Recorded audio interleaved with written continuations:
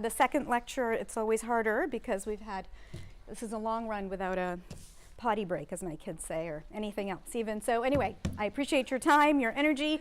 We're going to talk today, actually my talk I think will complement Natasha's talk well, where she laid out this high skill, low skill distinction and sort of thinking about detention, thinking about how we categorize different modes of work.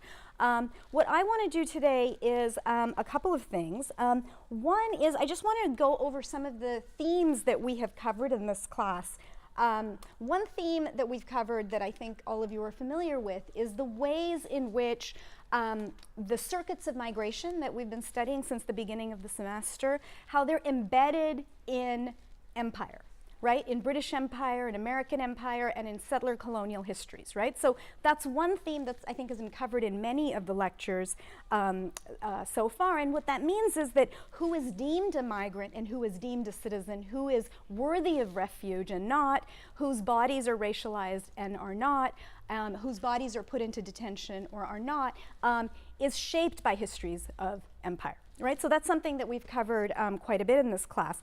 A second theme that has come up a few times, but that I'd like to highlight today, has to do with the kind of crisis around migrant labor, and that's really the theme I'll be focusing on today. So in last week's conference, I don't know how many of you made it to last week's discussion of the Transnational Sanctuary Conference that Deanna Taylor and our friends at the New School organized. There was a speaker from South Africa, a scholar who was based in South Africa, who made a point that really stuck with me. And he talked about how this notion of a crisis in migration, right, in migrant labor in Europe and the US, or in Australia, Canada, et cetera, that this crisis is a permanent condition in terms of life in the Global South, in terms of migration in the Global South. And I want to sort of develop that.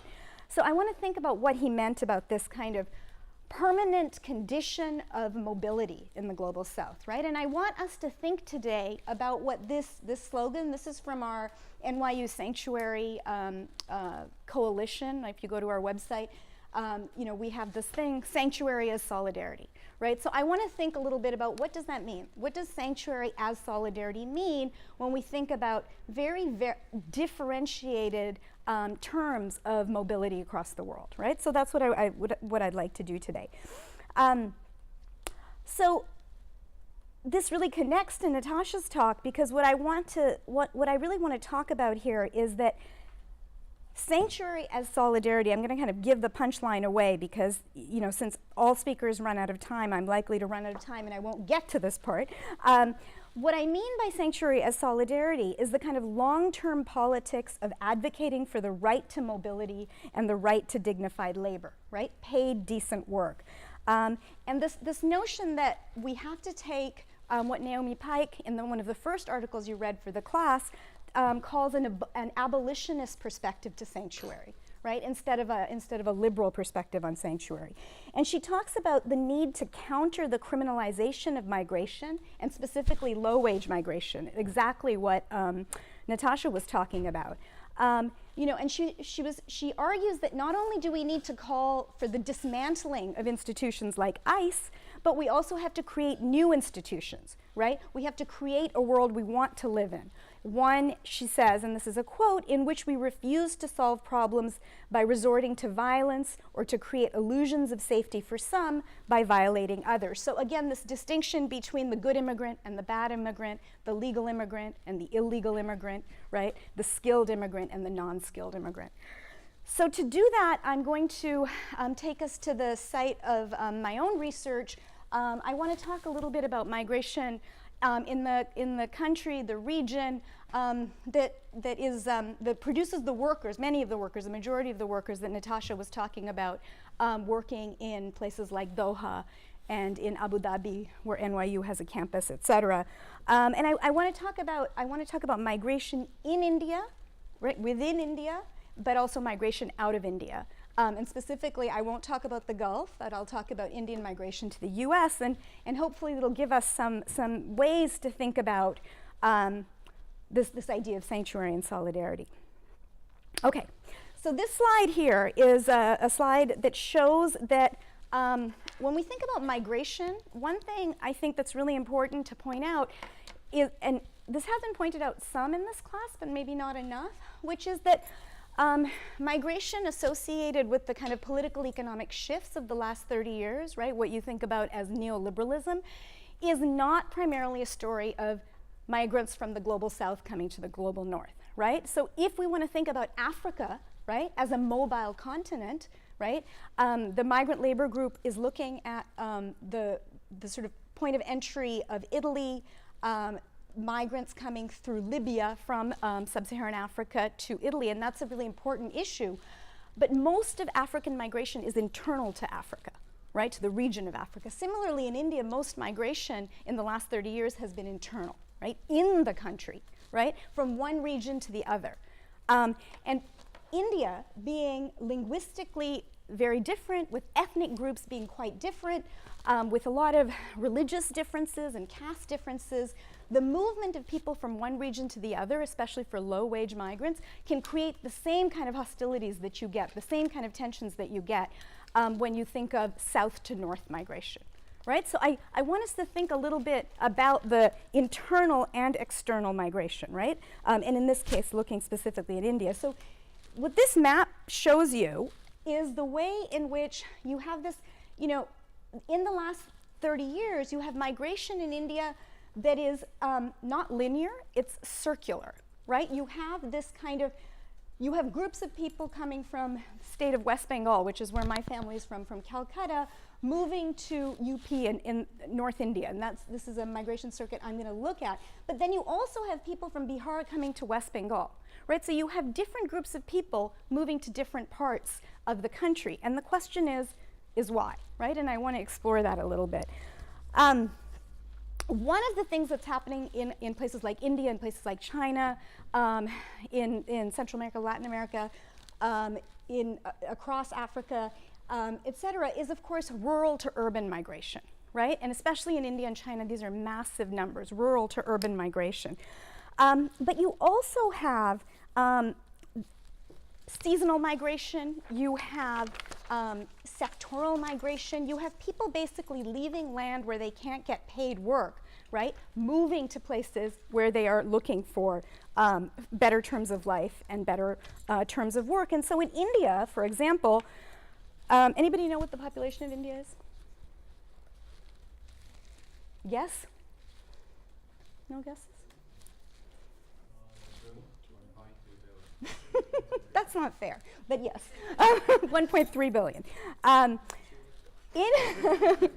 In India, you have approximately 100 million seasonal migrants, right, in 2016, right? So 100 million, right? That's the number of seasonal migrants that are traveling. And the migration that's happening largely is really from the bottom half of India's economy, right? Many of you might be thinking about, you know, IT workers in India and Bangalore and high-tech India, but in India you have, you know, you've had this kind of rapid economic growth, but sort of unprecedented rates of inequality, right? So you have a huge number of people who live in pretty stark conditions of poverty, and so what you're talking about here is really precarious terms of mobility, right? Precarious terms of mobility.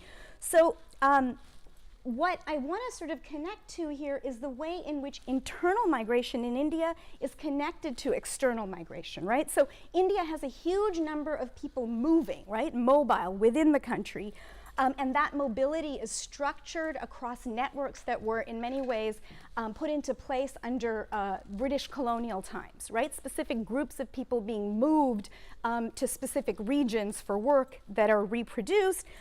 But you also, India has a very large number of migrants going from India to other parts of the world, right? And the infrastructure of migration, and that's a term maybe to think about, the infrastructure of migration is often overlaps, right, between internal and external migrants.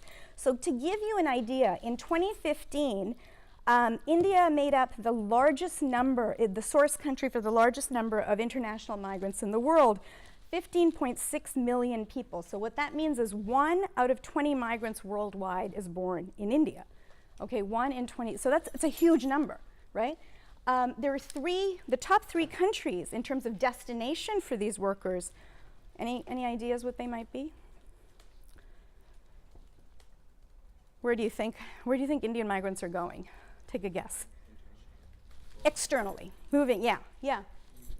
The UK, that's a very good guess, right? Because of former colonial rule, but nope. Yeah? China. That's a big economy. Nope. Gulf states. Gulf states. In fact, the United Arab Emirates is number 1, right? The second is actually Pakistan, its neighbor to the north, and the third is the US, right? The US. Now, even though this number is very large, 15.6 million per year, this only makes up 1% of the Indian population. So actually the same percentage of Indians are migrating abroad as Americans, right? So I just want us to think about what this means in terms of the language of crisis, right?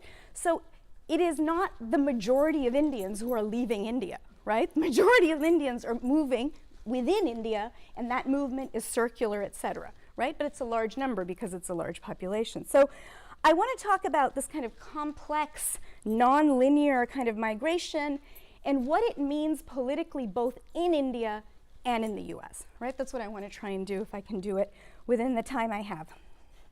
So within India, and for those migrating out of India, I want to argue that questions of caste, religion, gender, and class really shape the terms of migration and work. And so some of you probably know that India has been governed by Hindu nationalist right-wing governments since 2014. So India has its own Trump. In fact, India's Trump came before Trump, right? So Narendra Modi of the Hindu nationalist government that sort of targets minority Muslim populations and Dalit, lower caste populations. And you've seen this real rise of violence against minority and migrant communities in India. So that government has been in power since 2014. Okay, so I want to talk about 2 recent cases, one in India involving migrant workers and violence and sort of politics, to get to this question of agency that Natasha left us with at the end of her lecture. Okay, so this is a sign from a protest in December in Delhi, right? And this protest in Delhi that happened was in response to this, and I'm not going to show you clips or too many images from this. It's very graphic, it's very brutal. But in December 6, 2017, so not so long ago, an individual named Mohammed Afrazul, a migrant worker from West Bengal, again the state I'm from, was hacked with a cleaver and then set on fire by a man in Rajsamand, Rajasthan, right? So you remember the east to west migration, so Bengali Muslim migrant working in Rajasthan where the language is different in a Hindu majority small town. So the assailant who committed the murder was seen ranting against what he called love jihad. Have you guys heard this term before? Love jihad? No? Never heard it? You're very lucky. This notion of love jihad, and as this crime was being committed, a family member of the assailant actually videotaped this murder, and this video became a viral phenomenon in India, right? So this very brutal, violent image, a violent video. Now this term love jihad, which is used sort of proudly by the assailant, is used by Hindu nationalist organizations and activists to describe marriages between Hindu women and Muslim men. And it's important to note that this was the 4th hate crime against Muslims in Rajsamand in 9 months, right? So that's pretty significant. So what we see here, what this case demonstrates, is the kind of violence directed at Muslim migrant workers, in this case from West Bengal, right? So within internal migration flows, you have this kind of xenophobia, right? Even though it's one country, right? Because different language, minority religion, etc. And the point that I'm trying to make here is that just in the same way that transnational migration in terms of labor markets can be occupation specific, you have similar types of things happening in terms of internal migration. So in this case, you have Muslim workers from a town in West Bengal called Malda who started arriving in this town in Rajasthan 30 years ago, right, which is when the economic reforms in India go into place, and they largely work on construction sites, right, in a kind of rapidly urbanizing area. So in this state of Rajasthan, there are some estimated 350,000 migrant day laborers from West Bengal, many of whom are Muslim or from indigenous and tribal communities, and they're largely employed in construction. So you have this kind of scapegoating, right, that should be familiar to you, right, that we've seen in many parts of the world. So this is my first case, and I'll talk a little bit more if I have time about the context. I'm sure some of you have questions. But I want to get to my second case that maybe some of you are more familiar with. Does this ring a bell for any of you? Who was this? Do you remember? Yeah. He was killed in Kansas by well, he and his coworkers, I believe, were at a bar, and this white man came in and started yelling about the fact that they were Muslim when he was not Muslim. And then we saw owners or the bartenders like chase him out, and he came back with a gun and shot him. Shot him to death. His colleague was injured but didn't die, right? Exactly. That's exactly what happened. And it happened in Kansas, March 2017. Do we remember what horrible incident happened in January 2017? Yes. So this is soon after, right? Trump comes to power, and this is actually 5 weeks after the travel ban, the Muslim travel ban is implemented, right? So here, as what's your name? As Michelle just told us, what you had here was a premeditated first-degree murder in the death of a 32-year-old man whose name was Srinivas Kuchibhotla, who was an Indian engineer who lived in a small town in Kansas. And Kansas has actually seen an upsurge of hate crimes aimed at migrant workers of color. Recently, there have been violent attacks against Somali migrants. And this murder garnered immediate press attention. So some of you probably remember this in the press, precisely because this happened right after Trump was elected. As you mentioned, the refrain used before opening fire was "Get out of my country."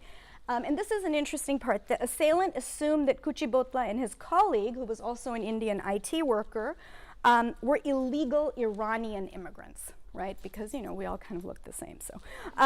So this murder, as I mentioned, takes place 5 weeks after the Muslim travel ban, right? Now, this was a horrendous act, and, you know, actually South Asians have been targeted, you know, have been murdered, and there have been many violent attacks in these spaces of Islamophobic incidences beginning after 9/11.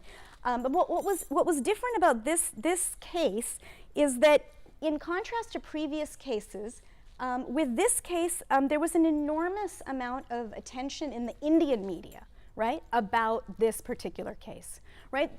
Kuchibhotla was a skilled worker who was here on a temporary H-1B visa, right, which is the high-skilled temporary visa, which is different than the, you know, low-skilled temporary visas that, for example, agricultural workers or workers in construction might come under.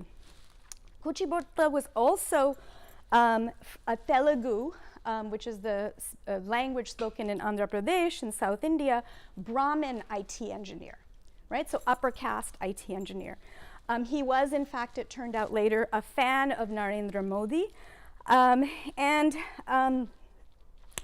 In contrast to the previous cases, as I mentioned, the Indian media and social media attention on this case focused on how he was one of our own. So in India, the more elite and more upper caste media reported this as a shocking incident where one of our own had been murdered. As one of news reports that I looked at said, that Kuchibhotla had been the embodiment of the Indian American middle class dream.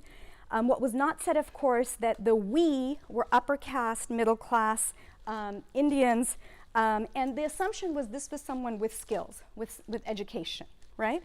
Now, I want to take us to the story of Kuchibhotla's wife.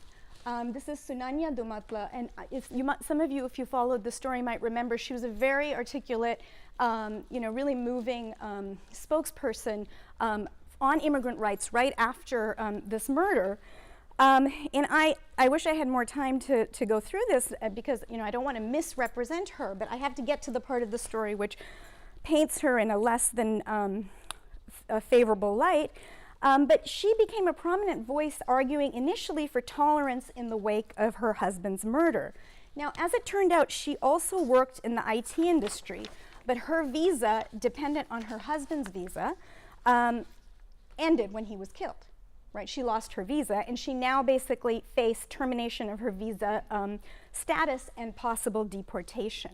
Right.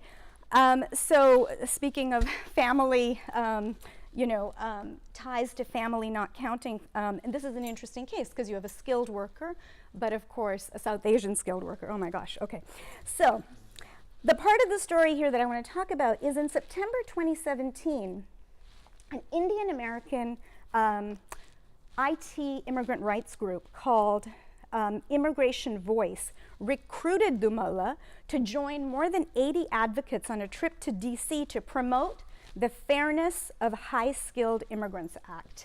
Have any of you heard of this? The Fairness of High-Skilled Immigrants Act? Okay.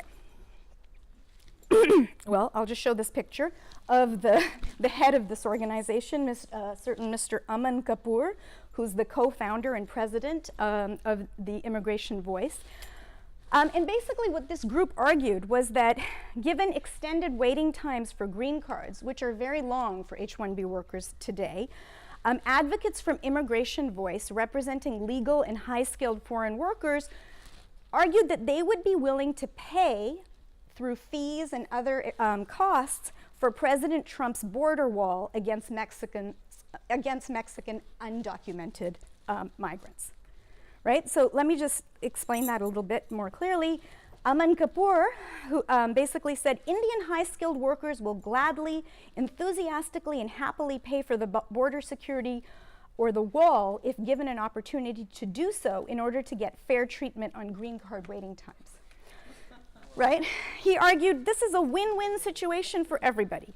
It allows President Donald Trump to fulfill his campaign promises to build a wall not paid for by American citizens, and it would help grow our economy by allowing highly skilled immigrants to start their own companies and hire American workers. Right?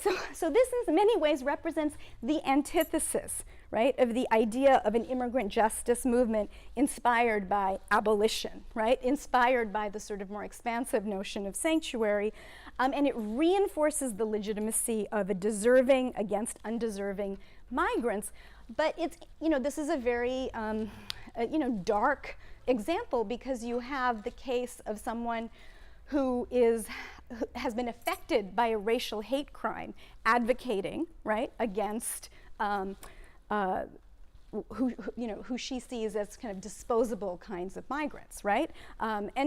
This is not about her individually at all, but this organization, clearly, I'm much more ready to blame this guy than her.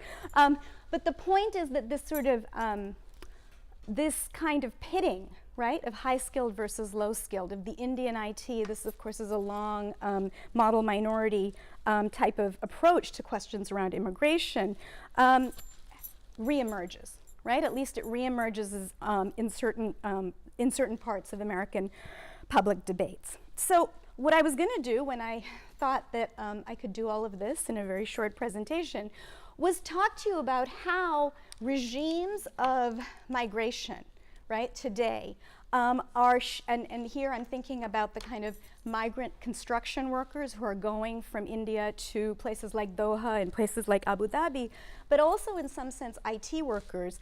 I was going to make the argument that it's worth thinking about how these modes of migration are rooted in colonial histories of indentured labor, right? And so I was going to take you through that a little bit, but I don't have time.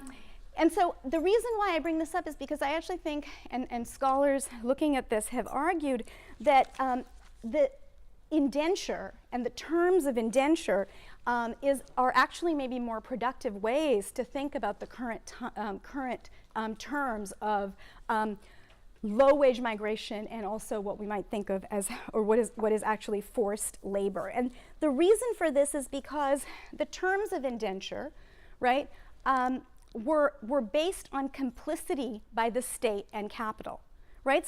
So the way in which indenture worked is that you had these rules which created unfreedom, right, for indentured laborers for a period of time until they paid off their debt, right? And so, you know, you see very similar in here, you know, I have a list of points that I'm not going to go over. You see very similar kinds of patterns of the terms of low-wage migration, again, that have emerged in sectors, especially of racialized low-wage work, right? And you see this around the world. You see this in the Gulf, you see this in the US, and you see this actually within India, right? And I was going to sort of take us through the internal and external labor regimes of indenture, but I won't have time for that. So, I just want to think about how guest worker programs today in the US and Europe and elsewhere have a lineage in this notion of indenture. And the reason why it might be useful to think about this is that one of the things that indentured workers themselves argued, right, in their fight for fairer treatment, which is in some sense different than what reformers, social reformers like Gandhi, who you might be familiar with, argued, is that they argued for the right to mobility, right? Because indentured workers from, for example, places in rural India wanted to leave those places, right? Because in many cases they came from communities where caste and poverty were very severe. And so one of the things that they argued is that they had a right to mobility, they had a right to return, right? So their idea of citizenship was in some ways beyond this kind of national framing, right? And so it's an interesting model to think about when we think about the way in which we can imagine solidarity today, right? We can imagine solidarity and rights of mobility, especially for low-wage, racialized migrants. This is a case I was going to talk about briefly. Am I out of time? I have a few minutes. Okay, I still have 8 minutes? 5 minutes? Okay. Okay. This is a case I was going to talk about. This is a very well-known case of forced labor in the US, where you had abuses by employers of a guest worker program in the US. This is well known because these workers won a big financial reparation for what had happened to them. These were also Indian workers, and they were brought over after Hurricane Katrina. There were 500 workers who were brought over to repair oil rigs in the aftermath of Hurricane Katrina. These workers individually had each paid something between $10,000 to $20,000 in recruitment fees, right? So one of the things that you see from times of indenture to this kind of low-wage migration regimes, both internally and externally, is basically workers paying for the privilege of working, right? So you have to pay this large recruitment fee in order to actually get paid work, right? So these workers had paid something between $10,000 to $20,000 to recruiters in order to come and get these jobs. They were promised high wages, et cetera, et cetera. When they got to the US, they were forced to pay the employer, right, who had brought them in, over $1,000 a month for rent. So instead of being able to pay off their debt, they were actually paying the company, right? And they were paying for rent in these labor camps, which were both isolated, and they were under heavy surveillance in the way that Natasha was talking about. And so there was a campaign by this organization called the National Guest Worker Alliance that made the case legally, and they won this case. Similarly, some of you might know, do you guys know what this case is? What this example is? Oh, the Wendy's Yeah, situation yeah. where they don't, what is it called, the Fair Food Program, which Right. is one of the few big 5 fast food corporations that hasn't signed on to this program that provides protections for agricultural workers. That's right. So this is the Immokalee workers, like the Coalition for Immokalee Workers, and right now it's targeting Wendy's, but they have targeted Walmart and Whole Foods for farm worker rights, right? And so you see a lot of these kinds of abuses happening in these kind of invisible sectors, right? And so these campaigns, which and some of these that we had assigned to you, I don't know, did some of you have a chance to look at the video that was made in 2015? There was it was a video produced by the National Day Laborers Organization, and it was a song, La Santa Cecilia. Did some of you look at that? Well, I'd recommend it. It's really quite lovely. So basically, you have these worker-led mobilizations, right? And in most cases, they are mobilizing for the right for mobility, right? And the right to have basic dignity in terms of their work. And so, you know, this makes me sort of return to the question that we started with, which is, what does sanctuary as solidarity mean in practice, right? What does it actually mean in practice? And this is I just have two images. This one is from India, obviously, in the wake of the violent attack that I began our discussion with. What does it mean? In some sense, you know, the question I'm asking here is really about what can we learn from the kind of common experiences of racialized migrant workers like Mohammed Afrazul in Rajasthan and Srinivas Kuchibotla in Kansas, right? And in some sense, it has to do with recognizing class and caste difference, class, caste, race difference, in making sense of a kind of a politics of sanctuary and solidarity. So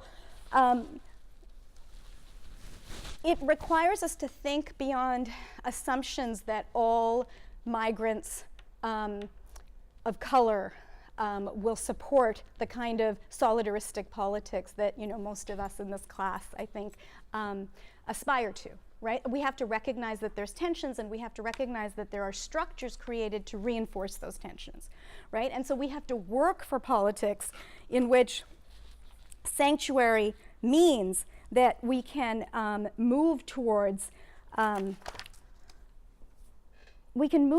kind of politics that, I mean, in some ways, if you guys read the Ruth Milkman piece, she's very optimistic, right, about the labor movement. She's optimistic about the future. That piece came out in 2011. I don't think she had imagined a Trump victory, right? And so it's a tremendous thing that, you know, unions, for example, in New York, you guys, one of the readings was an interview with the union leader of, what was the union called that declared itself a sanctuary union? Does anyone remember?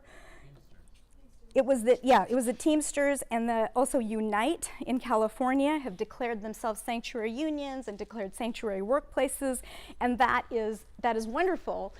But, you know, we also have to recognize that within the union movement, especially within in unions like the building trade associations, there has historically been a lot of racism, right? So I want us to think about how we build these kinds of movements for solidarity while recognizing these kinds of differences. And the big punchline is that the best way to do that is actually think about what the low-wage, racialized migrant workers themselves are asking for, right? And think about a politics of solidarity as opposed to a politics of rescue, right? So that's my end point, and thank you very much. Questions for Natasha and me? Yeah.